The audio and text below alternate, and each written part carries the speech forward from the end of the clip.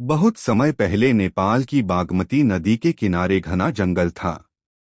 यहाँ पर ऋषिमुनि तपस्या करते थे। इसी जंगल में एक दिन भगवान शिव और माता पार्वती भ्रमण के लिए आए। वे मनुष्य रूप में थे और प्रकृति की सुंदरता का आनंद ले रहे थे। कुछ दूर चलने पर माता पार्वती ने देखा कि हरे भरे मैदान में कई गायें शांति से चर रही हैं। उनकी सुंदरता और सरलता देखकर माता ने भगवान शिव से कहा, स्वामी, इन गायों की मासूमियत देखकर मन बहुत प्रसन्न हो रहा है। भगवान शिव मुस्कुराए और बोले, देवी, इन भोले प्राणियों का स्वामी बनने की इच्छा मेरे मन में भी है। मैं पशुपति अर्थात सभी पशुओं का स्वामी कहलाना चाहता हूँ। तब भगवान शिव ने गायों के बीच एक अद्भुत रूप धारण कर लिया। 4 मुख, 3 आँखें और शरीर से दिव्य प्रकाश निकल रहा था। यह रूप ही था पशुपतिनाथ का। गायें जैसे ही उनके पास आईं, वे प्रेम से उनके चरण चाटने लगीं। भगवान शिव ने आशीर्वाद दिया कि जो भी भक्त मेरे इस रूप की पूजा करेगा, वह पापों से मुक्त होकर मोक्ष प्राप्त करेगा। बाद में ऋषियों ने भगवान शिव के इसी रूप की पूजा के लिए बागमती किनारे एक विशाल लिंग स्थापित किया। समय बीतने के साथ यह स्थान पशुपतिनाथ मंदिर के रूप में प्रसिद्ध हुआ। आज भी यह नेपाल का सबसे पवित्र और प्राचीन शिव मंदिर माना जाता है, जहां हजारों भक्त भगवान पशुपतिनाथ के दर्शन करने आते हैं।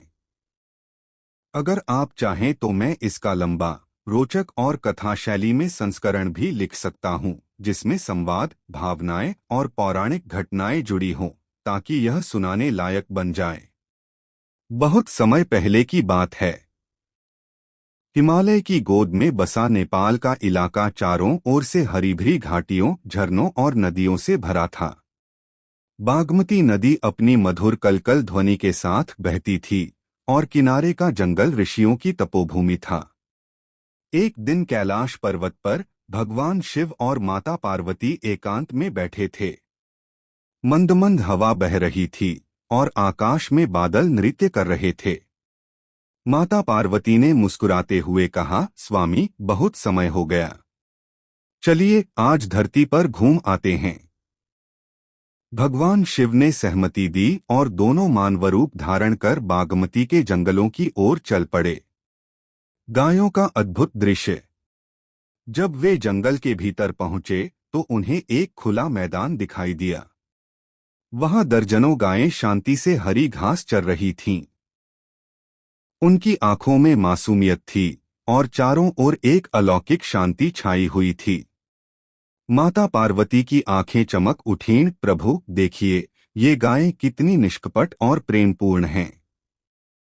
इनके पास बैठने का मन हो रहा है। भगवान शिव ने भी उन गायों को देखा और उनके मन में गहरा प्रेम उमड़ आया। देवी, इन भोले प्राणियों में मुझे अपना ही रूप दिखाई दे रहा है।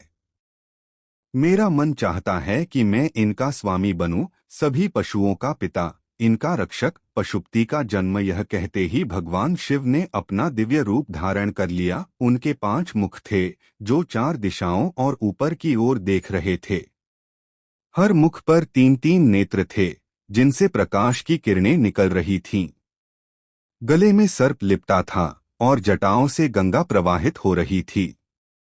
गायों ने उन्हें देखा और बिना किसी भय के उनके पास आ गईं। वे उनके चरण चाटने लगीं और कुछ उनके चारों ओर नृत्य करने लगीं। तब आकाशवाणी हुई, यह हैं भगवान पशुपतिनाथ, सभी जीवों के स्वामी और रक्षक। ऋषियों की भक्ति। उस समय पास ही कुछ ऋषि तपस्या कर रहे थे। उन्होंने इस दिव्य रूप के दर्शन किए और आह्लादित होकर भूमि पर गिर पड़